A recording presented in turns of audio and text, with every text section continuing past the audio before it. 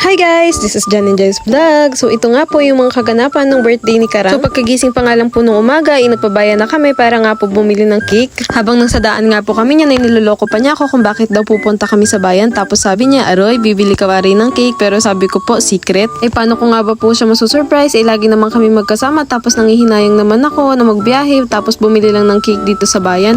Di ang ginawa ko, sinama ko na lang siya nung umaga. Tapos sabi ko, bibili nga kami. Pero hindi ko naman sinabi na cake. Di ngayon, nalaman na niya na cake talaga bibili namin. Aroy, promise ko kasi yan, kahit na po sa mga taong mahal ko sa buhay, na habang ako'y nandito ay bibilan ko sila palagi ng cake kapag birthday nila. Dahil nga po nung mga bata pa kami, talagang para sa akin, hindi ko alam, basta may cake, parang feel na birthday kahit talaga wala masyadong handa. Sa panahon ba ngayon hindi tayo bibili ng cake, talagang afford na afford naman natin dahil po hindi naman ganun kamahal ang mga cake. Pagkadating nga po namin dito sa bahay ni Karang, ay kita po namin na busy na po dito yung kanyang mga pinsan tsaka po mga tita sa pagluluto po nitong pansit.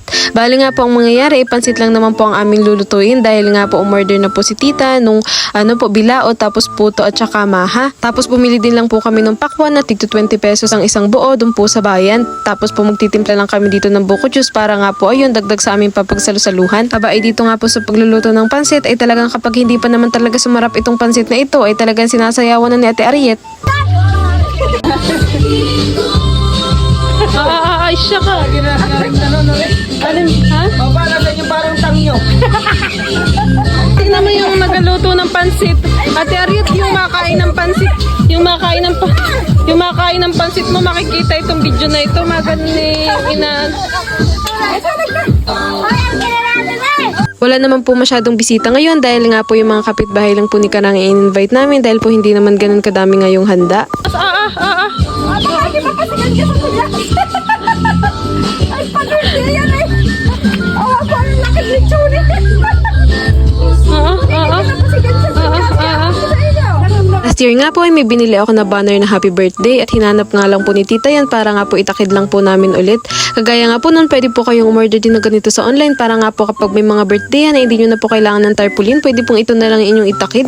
Alam nyo ba guys, si Karang kapag birthday niya, ayaw niya talaga na naghahanda dahil nga po ang birthday ni mama niya ay 20 tapos siya ay 15. Gusto niya na palaging sabay na lang siya ni mama niya. Gusto naman namin ni Ate Joanna na syempre magkaroon din siya ng solo na birthday dahil nga gusto niya ay palagi lang silang sabay ni tita. Kaya nga po ginawan din namin ang paraan ni tita para nga po ganito makapaghanda din po ng konti. Bali ang ginawa ni tita ay siya ang umorder ng maha at saka puto at siya din na nagbili ng mga panghanda na pansit. Tapos ako naman po yung ambag ko lang ay itong pakwan, tapos itong panlawak sa buko juice, tsaka po yung palabok at saka cake. Talaga pong simpleng meriendahan lang po ito para nga po maidaos yung birthday ni Karang dahil nga po syempre po kaming lahat thankful din kami sa buhay ni Karang na ibinigay ni Lord dahil nga po tunay na biyaya siya sa amin.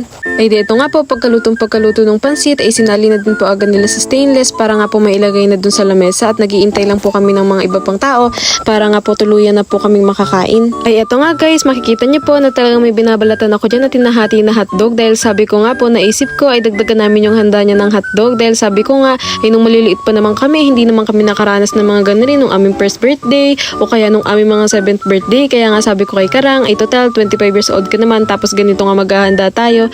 Di samahan na din natin ang hotdog para bagay masasabi mong healing the inner child. Aroy, sabi nga po ng mga tita niya ay para daw bata si Karang dahil may hotdog pa. Sabi ko, hoy, hindi lang naman po bata ang kumakain ng hotdog, pwede din yung matanda. At saka po sabi ko, pang healing the inner child po yan, kaya talagang nilagyan namin ng hotdog. At after po namin maigayak lahat ng pagkain hanggang dito sa buko juice ay nag-umpisa na din po kami. Bali nga po sinabi ko lang po dyan kay Sister Ine na pwede po bang ipag-pray niya si Karang at bago po siya mag-pray ay nag-share lang po siya dyan ng word of God. 1, 2, 3, go! Happy birthday to you! Happy birthday to you!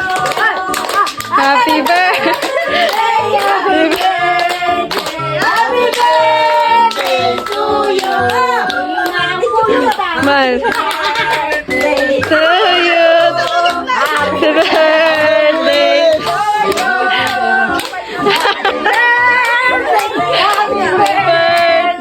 Happy birthday to you!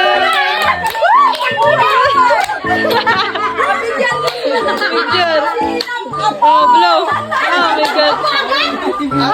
Kiss me not! Kiss a wish!